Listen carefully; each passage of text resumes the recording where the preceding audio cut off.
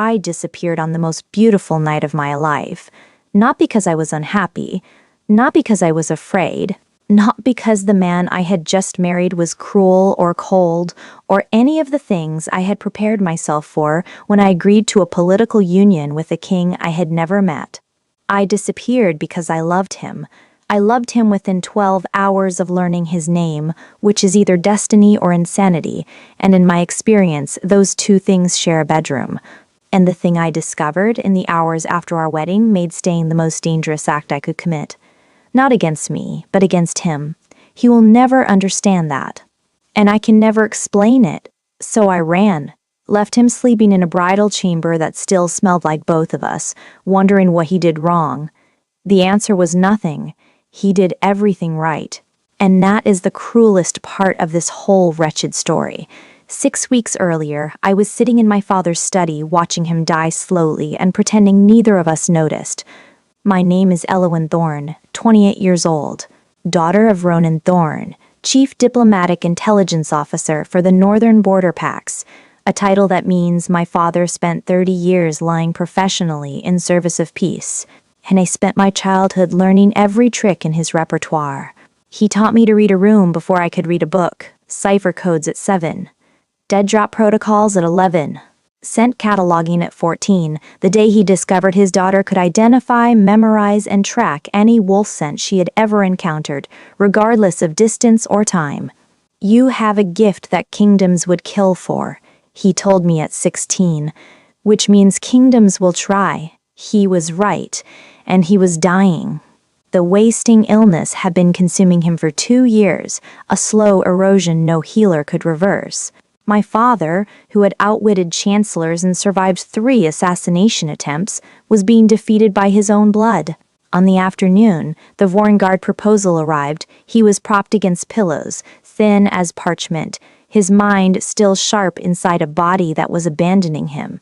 Alpha King Kaelin Rydurch is offering a marriage alliance, he said, holding the sealed letter with trembling fingers. His dominion needs the border packs. The border packs need his military. The simplest bridge is a union, and I am the bridge. You are the bridge. He looked at me with something between pride and apology. I have spent your life teaching you to be invisible. Now I am asking you to be the most visible woman in the Northern Territories. You are asking me to marry a stranger. I am asking you to protect everything I have built. And I am asking you to be inside Vorengard because I have intercepted communications suggesting Draven Malik has placed a mole inside Kaelin's inner circle. If you are embedded in the Citadel, your ability gives us the best chance of identifying the threat before Malik activates it. My father, dying in his chair, recruiting his daughter into a mission that could consume her whole life. You are sending me undercover as a bride. I am sending you as exactly what you are, a woman with the training to survive a political court and the ability to protect the man you marry from threats. He cannot see. I looked at our hands, his thin, trembling, mine steady, carrying 30 years of his teaching. Tell me about the king, I said. The Vorengard Dominion controlled the mountain corridor, 8 vassal packs, the largest military force in the north, and the Herrenfeld Citadel, a fortress of black stone perched on a cliff face like an eagle that had decided to become architecture. Alpha King Kaelin Rydurch, 34, took the throne at 29 after his father died in the Siege of Meroth, rebuilt the Dominion in 5 years, respected by commanders, feared by enemies, unmarried, unbonded, under pressure to produce an heir. The file contained no personal details. I had no idea what Kaelin looked like or whether he was kind or cold. I was marrying a dossier. I told myself this was fine. The marriage was the mission. Emotion was not part of the parameters. My wolf said nothing. She would have plenty to say later. The wedding day. I arrived at the Herrenfeld Citadel in a convoy of 6 carriages. The citadel was overwhelming, black stone walls rising from the cliff like the mountain had clenched its fist. Inside, warmer than expected. Tapestries in crimson and gold. The smell of pine resin and iron and centuries of authority. The great hall was packed. Vassal alphas, council members, commanders, diplomats. The political machinery of the North assembled to witness a strategic union, and then Kalen Rydert walked in. I had prepared myself for many things: a brute, a politician, a cold strategist who would treat me as a clause in a contract. I was not prepared for the way the room reorganized itself around him. He moved like deep water, unhurried and certain, and every wolf in that hall adjusted their posture the way planets adjust when a sun enters the system. Tall, not aggressively so, but with the natural architecture of someone built to carry authority. Dark hair, a jaw that could illustrate the concept of resolve, and eyes gray-blue storm clouds stacking over a mountain range that scanned the hall the way I scan scent trails, systematically missing nothing. He reached the altar, looked at me, and my wolf howled. Not a warning, not a greeting, a recognition. Mate, the word hit me like a wall of water. My knees nearly buckled. Every scent in the hall sharpened, and beneath it all, rising above the noise like a signal fire, his scent: cedar bark, iron filings, the deep, commanding musk of an alpha bloodline that had been leading for generations. And underneath, warm and dark, like wood smoke and rain-soaked earth, and the first breath after a long silence. My wolf imprinted it permanently, not by choice, the way lungs imprint oxygen, automatically, desperately. I locked my knees, forced the mask back onto a face that wanted to dissolve. He was watching me. Those storm-colored eyes narrowed, not with suspicion, but with the startled focus of a man who has felt something unexpected and is rapidly trying to categorize it. He felt it too. We spoke our vows, traditional Vorengard binding words, ancient, formal, carrying the weight of 800 years of unions. Our hands were bound with a silver cord. His palm pressed against mine, and the contact sent a current through my body that I felt in my teeth. By blood and bond, the officiant intoned, by moon and marrow, bound until the last breath or the last star. I looked at our bound hands. His thumb moved, barely, a fraction of an inch across my knuckle. Deliberate, tender, the first unscripted gesture of the entire ceremony. My wolf surged in my chest with a happiness I could not afford to feel, because I was not here to fall in love with him. I was here to find the wolf in his inner circle who was planning to destroy him. And the mate bond, that glorious, catastrophically inconvenient thread now vibrating between us, had just made this mission approximately 10,000 times more complicated. The feast was political theater, every vassal alpha performing loyalty, every diplomat performing interest in the salmon. I sat beside Kalen and did what I was trained to do: cataloged scents, mapped power dynamics, identified who deferred to whom, who drank too much, who remained sharp. But Kalen kept derailing my focus by being unexpectedly, inconveniently interesting. "You studied the Pelleran Treaty," he said, 30 minutes in, after I corrected an ambassador's misquotation of the third clause. "I wrote the amendment your council rejected last spring." He paused, fork halfway to his mouth. "That amendment was brilliant." "I know. That is why your council rejected it. Brilliant things frighten people who have built their authority on mediocrity." He set the fork down, turned to face me fully, and the look in his eyes, the sudden, fierce attention of a man realizing the woman beside him is not what the dossier described, sent a ripple through my chest that had nothing to do with intelligence work. "You are not what I expected," he said. "I rarely am. It is both my greatest asset and my most persistent social problem."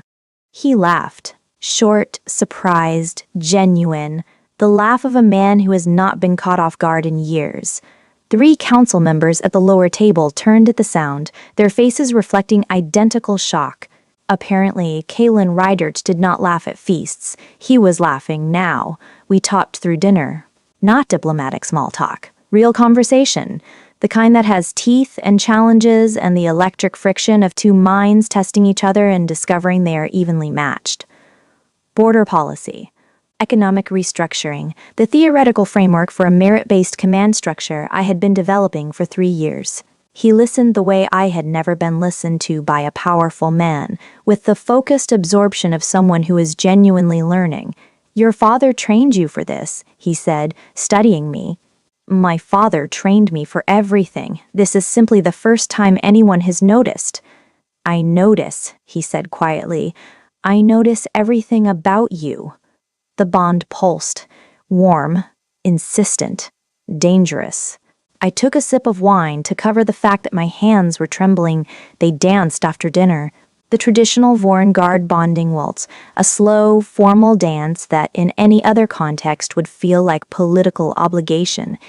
Kalen's hand settled on my waist, his other hand took mine, and the space between our bodies became a conversation that had nothing to do with words. His thumb traced a small circle against my hip, slow, unconscious, the kind of touch that happens when the body stops consulting the brain. I felt his heartbeat accelerate through his palm. My wolf stirred beneath my skin, straining toward him with a want so primal it frightened me. We moved through the waltz, and the room dissolved. The vassal alphas, the council members, the candelabras and the politics, all of it softened into background noise. And the only solid thing in the universe was the pressure of his hand on my waist and the warmth radiating from his chest across the narrow distance between us.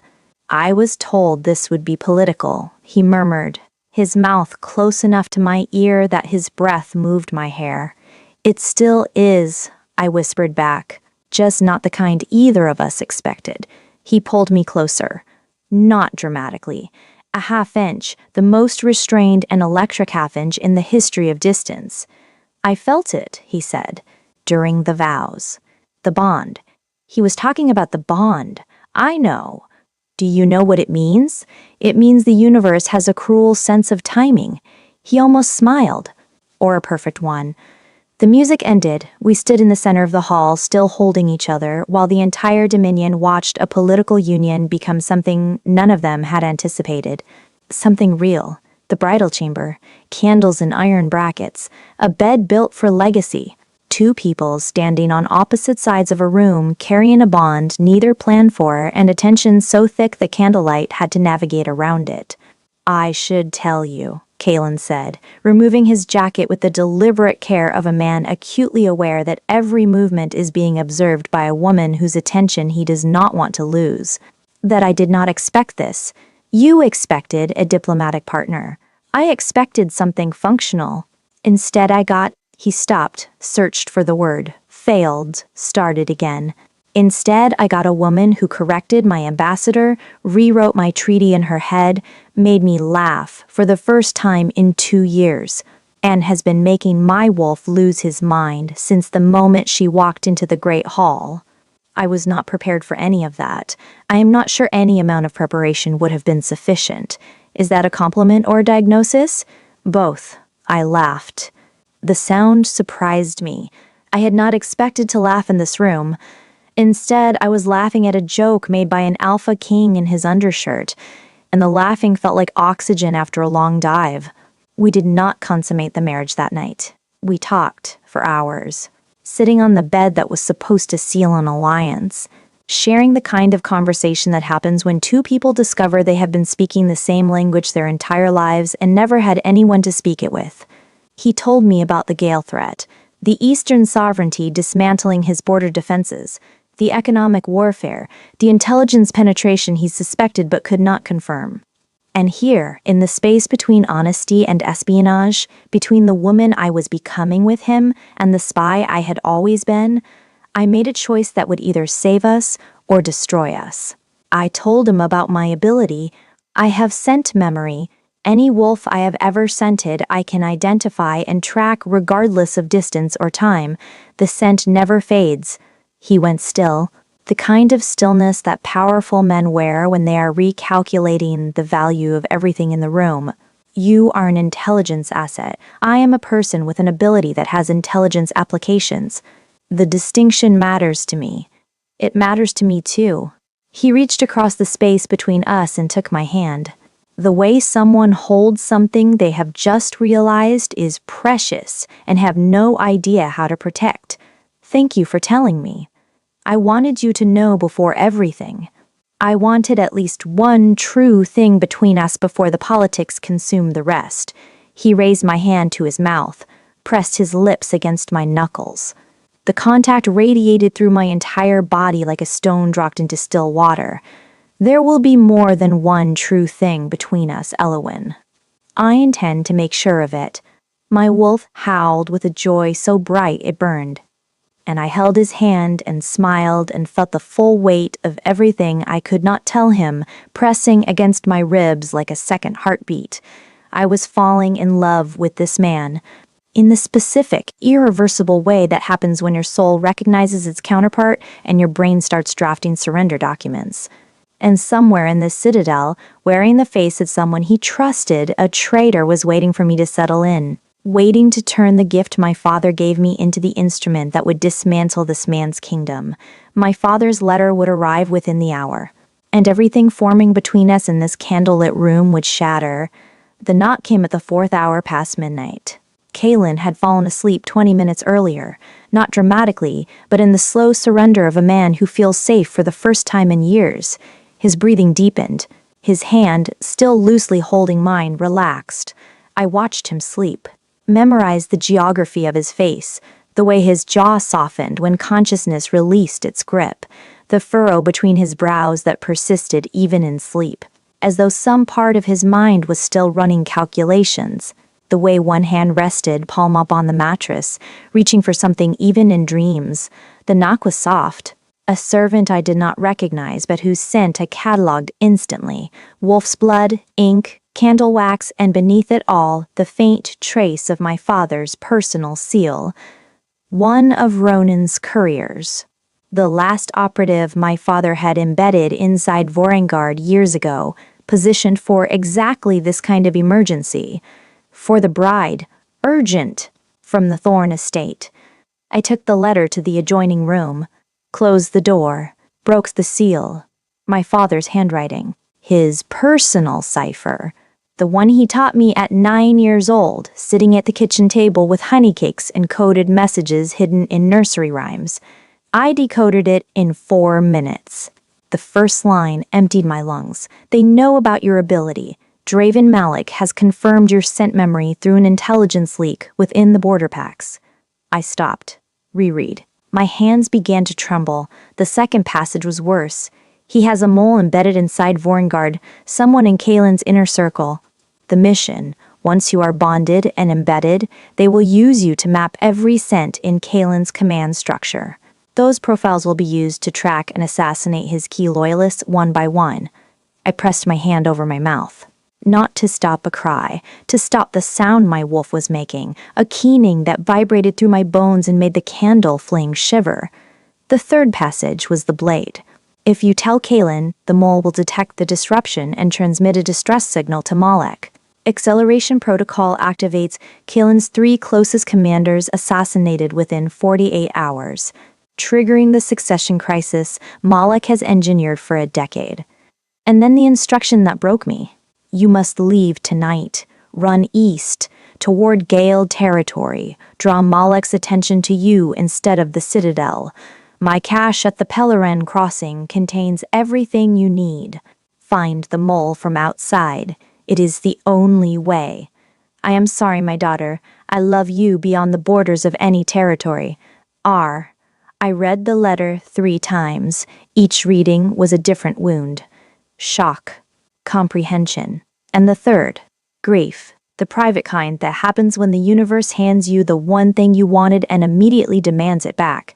If I stayed, my ability becomes the weapon. If I told him, his commanders die. If I did nothing, the mole activates anyway. One move, the move my father spent 30 years training me to make. The move every intelligence officer prays they will never face, disappear, become the target. Draw the enemy's eye away from the man you are protecting, the man sleeping 30 feet away with my scent on his skin, and our bond still warm between us like a new fire. I returned to the bridal chamber. He was still asleep, still peaceful, still wearing the expression of a man who believes the world is finally offering him something good. I stood in the doorway for a long moment, watching the warm candlelight move across his face. memorizing everything, the way the sheet draped across his chest, the way his breathing had deepened into the slow, trusting rhythm of a man who fell asleep, holding someone's hand, and has not yet discovered that the hand is gone. This was the last time I would see him like this, unguarded, at peace, the man behind the king.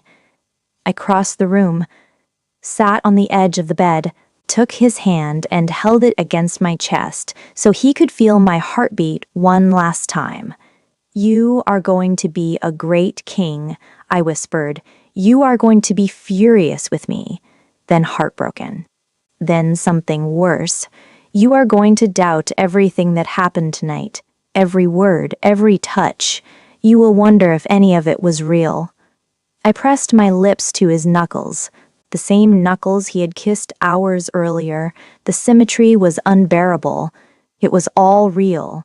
Every word, especially the ones I cannot explain yet. I placed his hand back on the mattress, gently. "The way you set down something you will never hold again." I retrieved my bag, pre-packed, because my father taught me to always have an exit. I took nothing of his, left nothing of mine except the scent of my skin on his sheets and the ghost of a goodbye on his knuckles. The servant passage I had identified during the wedding tour, the Citadel's lower corridors, shadow movement, the art of being present without registering on anyone's attention, I had practiced since 12. Tonight it felt less like a skill and more like a curse, the Northwestern Gate. A 17-second window between patrol rotations, cataloged during arrival, because my brain never stops mapping exits even when my heart is screaming at it to stop. I stepped through, into the cold, into the dark, and behind me, in a bridal chamber warm with candles and the lingering scent of a union that had lasted 12 hours and changed both of us permanently, Kalen Ryder slept on. He woke at dawn. I know this because Soraya Kell, his spy master, the woman who would later become my closest ally, told me what happened in the hours after I vanished. She told me in detail. She told me because she believed I needed to understand the weight of what I had done, even though I already carried it in every bone. He reached across the bed, found cold sheets. His hand moved to the pillow where my head had been, still carrying the impression, still holding the warmth that was already fading. He did not panic immediately. He checked the adjoining room, the bathing chamber, called for the attendants. When they had no answers, the calm began to crack. Within the hour, the Citadel was in lockdown, every exit sealed, every guard questioned. Her belongings, gone. No sign of struggle, no forced entry, no blood, nothing. The realization arrived the way a blade arrives. You feel the pressure before you feel the cut. She was not taken. She left, voluntarily, from this bed, after the vows, after the dance, after the laughter and the conversation and the kiss on the knuckles and the promise that there would be more than one true thing between them. She left. Soraya told me he did not scream, did not rage. He stood in the center of the bridal chamber, surrounded by the scent of a woman who had chosen to disappear and went absolutely still. The kind of stillness that is worse than violence. The stillness of a man whose entire interior architecture is collapsing, and he is using every ounce of will to keep the exterior standing. His wolf was another matter. His wolf nearly tore through him. Soraya said she saw the shift rippling across his skin, the involuntary transformation of an alpha whose mate has been severed, and it took a physical act of will to hold the form. She said she had served beside him for 7 years and never once seen him close to losing control. He was close now. Then Soraya delivered the tracking report. Her scent trail leads southeast, past the border markers, into Gale territory. Enemy territory. His bride had crossed into the sovereignty that wanted his kingdom erased. The man who had whispered, "Come to bed," with hope in his voice, ceased to exist. In his place, a king who believed his mate had defected on their wedding night. "Assemble a team," he told Soraya. Small. Quiet. "I will find her myself." Soraya said the thing no one else would dare. "This does not fit a defection profile." She took nothing classified. She left no demands. She vanished like someone running from something, not to something. He did not hear her. The wound was too loud. I ran through the night, not panicked. The disciplined pace of a woman executing an extraction. East, always east, away from the man whose scent was flooding my senses like a tide that refused to recede. The bond pulled with every step, a physical tug behind my sternum, growing more painful with distance. My wolf fought me, clawing, howling, trying to reverse my legs through instinctual rebellion. I kept running, my father's voice in my head. The body follows the mind follows the mission. By dawn, I crossed the Varangard border. By dusk, I reached the Pelaran crossing, a forgotten bridge marking the unofficial boundary of Gale influence. My father's cache was hidden beneath the fourth stone. Forged identity documents, Gale currency, a coded map of Malek's network, and a final note: find the mole, save the king. You were always braver than I deserved.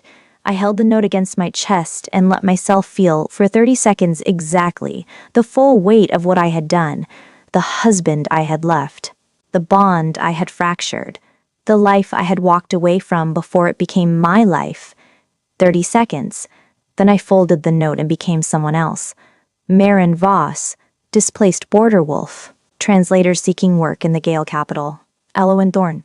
Bride, mate, woman in love, ceased to exist. Packed into a box inside my chest, next to the memory of a man's thumb tracing a circle on my hip while an entire dominion watched us become something real. I entered the Gale capital 4 days later, gray-walled, built on commerce and suspicion, Malek's seat of power.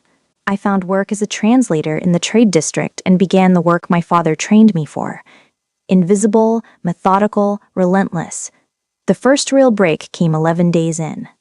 I was translating a trade dispute between two Gale merchants, a tedious argument about grain tariffs that required me to sit in a windowless office for 3 hours pretending to care about barley, when a man entered the registrar's office to file paperwork. Ordinary clothes, ordinary face, the kind of man you forget the moment you look away. But his scent told a different story.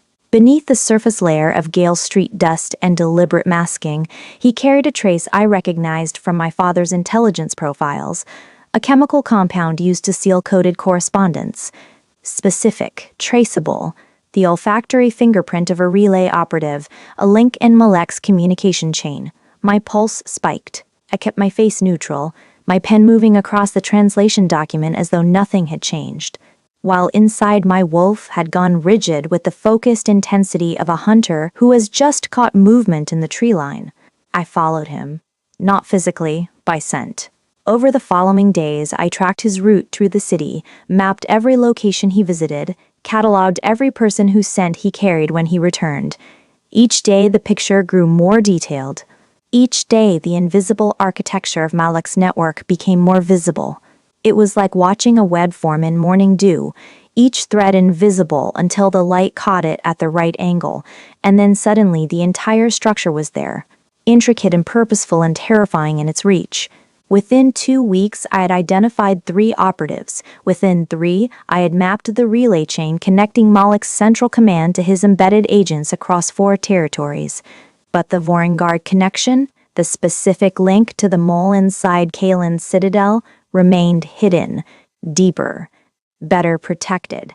I needed closer access to Malek's inner network. At night, alone in a rented room above a tannery, I wrote letters I could never send, pages filled with intelligence analysis and, between the coded lines, the ache, the constant throbbing pull of a bond stretched across territories, my wolf whimpering every night for the man she had chosen and I had abandoned. I dreamed of him, every night, the bridal chamber, the candles, his hand reaching across empty sheets. In the dream I do not leave. I curl against him and press my face into his chest and breathe him in and stay. Waking each morning felt like being expelled from warmth into gray walls that smelled like chemicals in solitude. 3 weeks in, the scope of Malek's ambition revealed itself, not just Varangard but 6 dominions targeted. A decade of patient infiltration designed to collapse the entire northern power structure. Vorengard was the keystone. Remove Kalen and the North Falls. I was close to the Vorengard link. I could feel the pattern forming the way a face forms when your eyes adjust to darkness. And then, on a Tuesday morning in the Central Market, I caught a scent that stopped the world from turning. Cedar and iron and command. The scent I had imprinted on my wedding night and carried in my blood ever since. The scent that visited me in dreams and vanished every morning. The scent I would know in a hurricane, in a fire, in a room full of 1,000 wolves. It was here, in this market, 20 feet away. He was here. I saw him before he saw me. 20 feet away. Common clothes that could not disguise what he was. A cloak that did nothing to conceal the military architecture of his shoulders. Kalen, in enemy territory, hunting me. Soraya had found me. I learned later that she traced a financial transaction my father's network made to secure my housing. Not the bond. Not destiny. Intelligence. Soraya was too good at her job, and my father's network had a single vulnerability: the payment chain. She tracked the money. The money led to the city.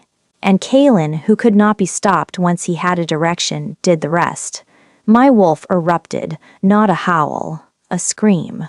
Recognition and longing so violent that my body lurched toward him before my brain seized control. His head turned.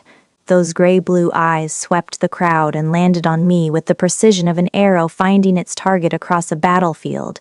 The bond ignited across 20 feet of crowded marketplace. Heat. Recognition, the overwhelming pull of two wolves designed to be together and held apart by forces neither of them chose. His expression, not anger, though it burned beneath, something far worse.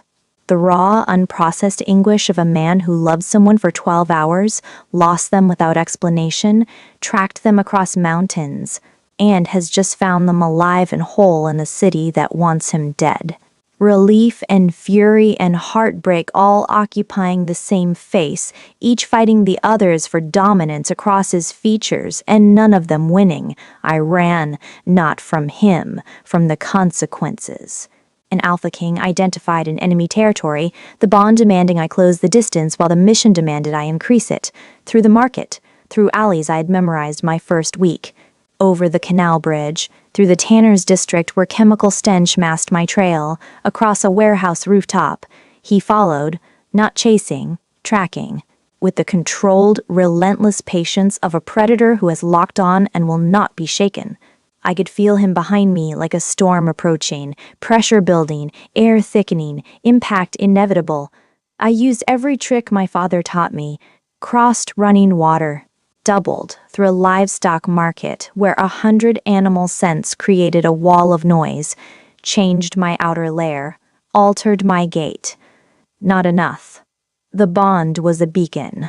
No tradecraft can mask what the soul broadcasts. The safe house, a basement beneath a defunct bakery. I locked the door, pressed my back against it, breathing hard, heart slamming, wolf, howling. He would find me. It was only a matter of time. 7 minutes. Faster than I calculated. He picked the lock, cleanly. A skill an Alpha King should not possess, which meant Soraya had been teaching him things during the weeks I was gone. The door opened. He filled the frame. The room, which had felt like adequate shelter 30 seconds ago, suddenly felt like the interior of a matchbox. He looked at me.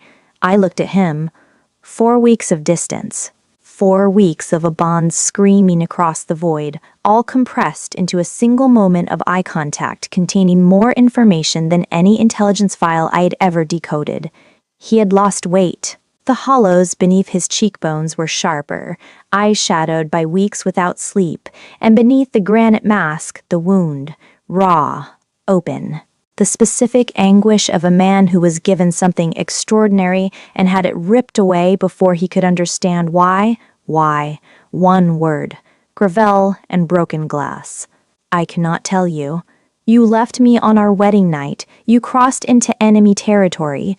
You are living under a false name in the capital of the sovereignty that wants my kingdom erased. Each sentence a controlled detonation, and you cannot tell me why. If I tell you, you die. That is not rhetoric.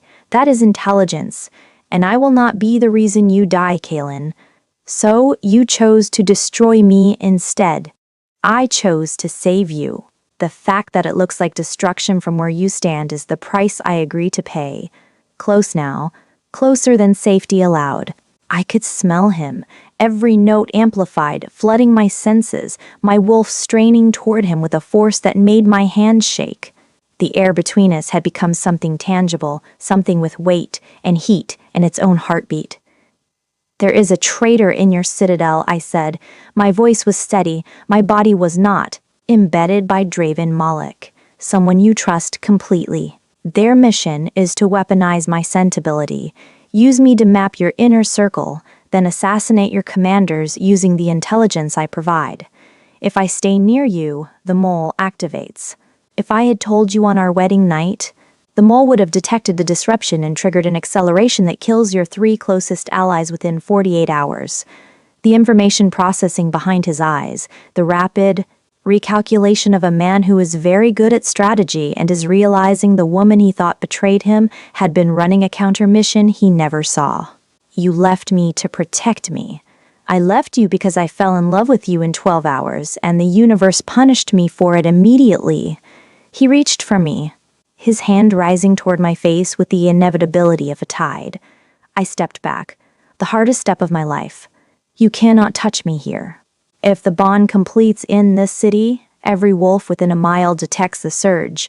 Moloch's people identify you within the hour. I do not care. I care. I have been caring enough for both of us for 4 weeks. It is exhausting and thankless, and it is keeping you alive, so please, let me continue. His hand stopped, hovered, then fell to his side. The distance between his hand and my face, 6 inches, was the most painful space I have ever occupied. Come home, he said. The command was gone. What remained was worse. A request. Stripped bare. Come home and we find the mole together. I cannot come home until I know who it is. If I return without that answer, I walk back into the trap. Then let me stay. You are the Alpha King of Vorngard, standing in a basement in the Gale capital. Every hour you are here is a catastrophe waiting to happen. Go home, secure the citadel. Let Soraya work it from inside while I work it from here. And the bond will hold. It has held across territories and mountains for 4 weeks. It will hold longer. It is killing me, Elowen. It is killing me alive. Your scent is the only thing I have left of that night. I carry it every day. It is the reason I wake and the reason I cannot sleep, and the only compass I have in this city. His jaw tightened. His eyes glistened. The most controlled man in the Northern Territories, standing in a basement, fighting tears. I will find the mole, I said. I will come home. And when I walk through those gates, the first thing I am going to do is finish what we started on our wedding night. Every single part of it. Is that a promise? It is intelligence. The most reliable kind, based on absolute certainty. A crack in the granite, something luminous bleeding through. How will I know when you have found the answer? You will know because I will be standing in front of you. My presence is the signal. He looked at me for a long time, storing every detail for the weeks ahead when the distance would be a wound that would not close. The next time I see you, he said, I am going to hold you. And I am not letting go for a very long time, and if anyone, council, commander, god, or chancellor, tries to interrupt, I will remove them from the building. Noted. He turned, walked to the door, stopped. Lewin. Yes, it was all real for me too. The door closed. His footsteps faded up the stairs and out of the building into the Gale streets where he should not be and would not stay because I had asked him to leave, and he had listened, and that single act of listening, of respecting my judgment when every instinct in his body was screaming at him to stay, was worth more than any vow spoken over a silver cord. And I stood alone in a basement in an enemy city with a shattered heart and an unfinished mission, and his scent dissolving in the air around me like a promise I intended to keep if it was the last thing I ever did. There are 2 kinds of love in this world. The kind that holds on fiercely, desperately with both hands, and the kind that lets go. Not because it is weak, but because holding on would shatter the thing it loves most. I chose the second kind. And I will pay for that choice every night I spend in this city, in this room, with the bond burning in my chest like a star that refuses to die. But stars that refuse to die are the ones that light the way home, and I am coming home. I just have to save his kingdom first, then I am his. If you were standing in that basement, if the man you loved was 6 inches from your face and every molecule in your body was screaming at you to close the distance, would you have stepped back? Or would you have let the world burn for one touch? Some love is a fairy tale. Some love is an intelligence mission run in the dark. And the most powerful love of all is the one that requires you to prove it by walking away. This story is not over. Not even close. Part 2 drops soon. Subscribe. Turn on notifications. Because what happens when she goes deeper into enemy territory and he discovers exactly how far she will go to protect him? You are not ready for it. I will meet you there. Because at Destined Hearts Library, love is never a promise. It is a mission, and this woman always completes the mission.